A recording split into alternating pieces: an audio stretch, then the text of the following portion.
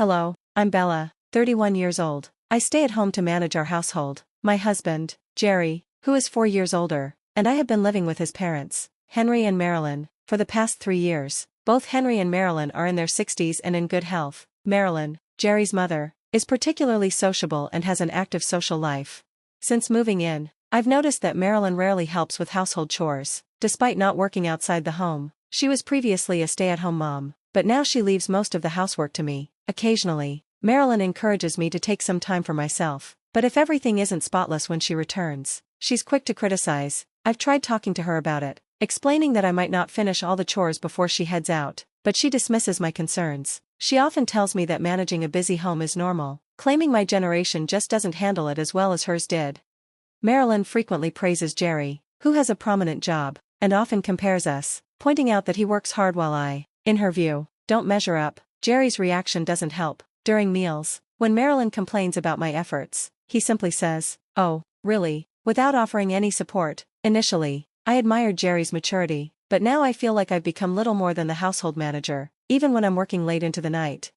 The situation has become more challenging, and I wish Jerry would see my efforts. Instead, he doesn't directly confront me but tosses laundry in my direction and curtly says, "Handle that too." I sometimes regret marrying him because he's changed so much since our wedding. On our first anniversary, he brought home a cake but also playfully smashed a pie in my face, laughing it off. It's hard to believe he's an adult.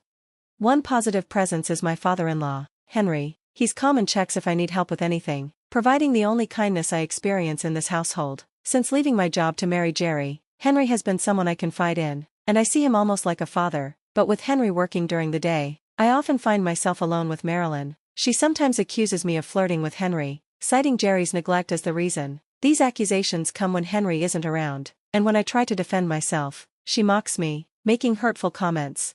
When I tried to talk to Jerry about this, hoping he'd understand it was just Marilyn's unfounded suspicions, he laughed, saying I was into older men now. I was shocked, realizing nothing would change. I hadn't expected Jerry to suddenly start helping with chores or to stand up to Marilyn's criticism, but his response was a painful disappointment. I felt increasingly out of place. One summer day, Marilyn mentioned a family trip during Jerry's break. Initially, I thought she was just excited about a family outing, but then she unexpectedly asked if I wanted to join. Her invitation surprised me. I assumed they might go without me. When I hesitated, Marilyn looked suspicious, questioning if I wanted to come or not. Her invitation made me uneasy, and I was uncertain of her intentions, especially if I chose not to go. That evening, Jerry brought up the trip again, curious if I'd join. I told him about the invitation, and to my surprise, he burst out laughing. Feeling confused, I asked why he found it funny, but he brushed it off. On the day of the trip, it was just Jerry, Marilyn, and me in the car, with Jerry driving, Marilyn in the front seat, and me in the back. Henry couldn't join us initially due to work. As we drove, I felt increasingly anxious, unable to see their faces from the back seat. Midway through the drive, Marilyn turned to me and asked, "Did you withdraw money for the trip?" I nodded, mentioning I had taken out a few hundred. Her pleased reaction struck me as a bit odd, but I brushed it off. Soon, I noticed we'd driven past the inn where we were supposed to stay. "Didn't we just pass the inn?" I asked. Jerry answered with a vague smile, mentioning that a tourist spot lay just ahead, and that we'd check in afterward, but his smile felt forced, and an uneasy feeling began to creep over me. The farther we drove, the more remote the surroundings became. Lush greenery replaced any sign of buildings, and soon we arrived at a small, secluded dam with no one else around. "Let's get out and stretch our legs," Marilyn suggested, and Jerry added, "Just don't leave anything valuable in the car." Obeying their instructions, I stepped out, feeling wary of the unexpected detour. As I shut the car door, I noticed Marilyn and Jerry lingering, pretending to adjust something inside the car. Suddenly, I heard the click of the locks. Jerry's laughter rang out as he looked at me through the partially rolled-down window. "What's going on?" I asked, confused and starting to feel a rush of anger. "Are we staying here for the night?" "Oh, Bella," Marilyn sneered, smirking, "you really walked right into this, didn't you?" Jerry clutched his stomach, laughing. "Have fun out here, Bella. Maybe you can eat some grass and sleep under the stars," he jeered, holding up my wallet. Then, he rolled up the window completely, and they drove off, their laughter echoing behind them. I stood in shock, watching them disappear down the road, realizing they'd left me without my wallet or phone. But instead of panicking, I focused on finding my way back. After what felt like hours, I managed to find my way to the inn we'd initially planned to stay at. When I entered the lobby, Jerry and Marilyn were already there, looking relaxed, until they spotted me. "What?" Jerry exclaimed, his face paling. "How are you here? Are you a ghost? Did something happen at the dam?" He looked at me as if I'd risen from the dead, while Marilyn stood beside him, her face drained of color. I thought briefly about playing along with his ghost theory, but I simply smiled. "I'm no ghost, Jerry, and yes, I'll be staying here tonight." I held up the key to my room, where I had already placed my things. His expression shifted to confusion, and then annoyance. "What are you doing with a key? Did you take it from our room?" he demanded, reaching for it. But this time, I was prepared. I firmly held my ground, refusing to let him intimidate me. Suddenly, a man stepped forward, gripping Jerry's arm with authority. "Sir, please refrain from causing a disturbance," he said firmly. He was about the same age as Henry but taller and more commanding. Jerry looked stunned, and Marilyn immediately began to protest. "Who are you? Are you staff? You can't interfere like this, I'll have you reported," she snapped. The man, unbothered, introduced himself calmly. "I apologize for not introducing myself sooner. I am the owner of this inn." Jerry instantly backed off, releasing his hold. I recognized the owner from my college days and felt a wave of relief wash over me, knowing I had an unexpected ally. I remembered visiting this area with friends one summer. It had been a sweltering day, and we'd gotten lost trying to find our accommodation. During our detour, we came across a young girl collapsed by the roadside. She turned out to be Kelly, the inn owner's daughter. We called an ambulance and stayed with her until help arrived. The next day, her father, the inn owner, visited us to thank us personally. "You saved my daughter's life. I can't thank you enough," he'd said gratefully, then extended an invitation. "Next time you're in town, please stay with us, no charge." Since then, my family and I had visited the inn a few times, and I'd come to know the owner well. Now, as he confronted my husband and Marilyn, he maintained a polite tone, but I could sense his simmering anger. In fact, both he and I were aware of their scheme all along. 3 weeks prior, I'd grown suspicious of the sudden trip invitation. To confirm my instincts, I discreetly placed a voice recorder in the living room, capturing conversations when they thought I was out of earshot, like during my bath or while I was doing laundry. Listening to the recordings was shocking. My husband and Marilyn openly plotted. "Let's ditch Bella somewhere, maybe near that dam an hour from the inn," Marilyn had suggested, laughing. "It'll be hilarious." The chilling realization of their intentions drove me to contact the inn owner, who was appalled, having experienced his daughter's heatstroke firsthand. He felt personally invested in my safety and was outraged by their cruelty. Together, we coordinated a plan. Just after my husband and Marilyn abandoned me, the inn owner's driver would pick me up. As it turned out, the driver was none other than Kelly, the same girl I had helped years ago.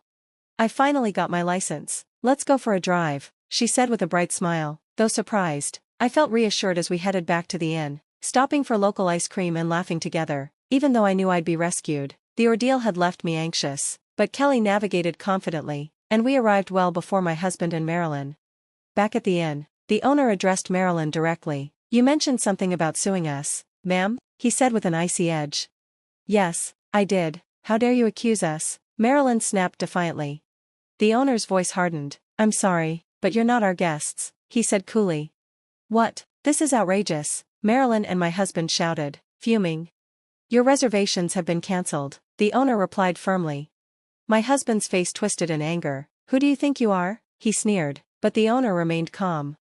"Bella is our guest here. You two, however, left her stranded and stole her wallet," the owner replied calmly. "Our inn doesn't tolerate criminal behavior." "You can't be serious," my husband protested. "I work for a respected company." At that moment, Henry walked in, immediately sensing the tension. "What's going on here?" he asked. My husband and Marilyn quickly tried to twist the story, complaining about the inn's unjust treatment. But as the inn owner and I recounted the true story, Henry's face flushed with anger, a side of him I'd never seen. "You absolute fools," he yelled, his voice echoing through the lobby. "I'm ashamed to share a last name with you two. You're disowned. Leave now." My husband and Marilyn stood there, dumbfounded. "Where are we supposed to go? Another inn?" they asked, bewildered. Henry was unwavering. "You're disowned. Don't make me say it again." With that, he turned to them with disgust and pushed my husband away.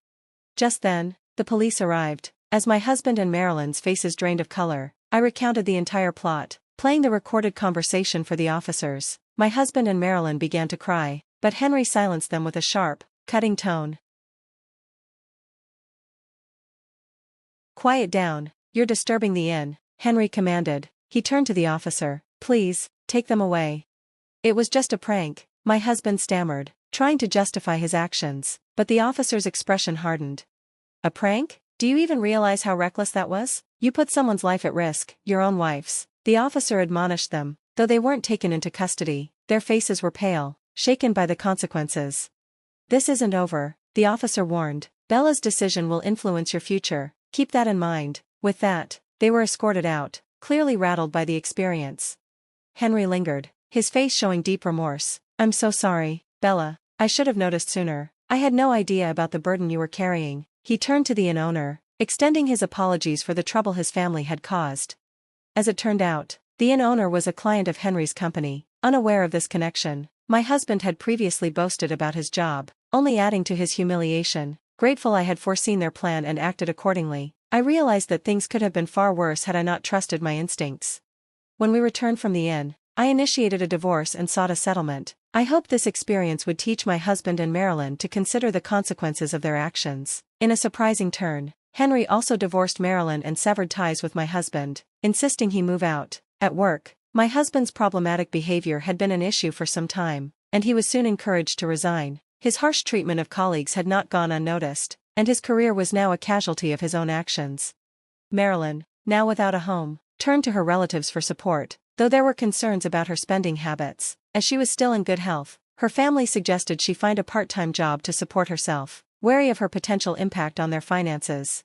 I moved out and began living independently nearby. Henry and I stayed in touch, and he's become a trusted advisor as I navigate this new chapter. When a local business owner heard of my situation, he reached out with a job offer, expressing genuine concern and welcoming me to his team. It turned out to be a renowned company with a strong reputation for employee care, ironically in the same industry my ex-husband had always bragged about, yet significantly larger. I accepted, grateful for the kindness and support. This new workplace was a world apart from the turmoil I'd left behind, full of friendly colleagues and fulfilling work. It felt like a full-circle moment, a chance to rebuild with purpose and positivity. Starting anew has been empowering, and every day brings a fresh sense of possibility as I leave the past behind and embrace a brighter future.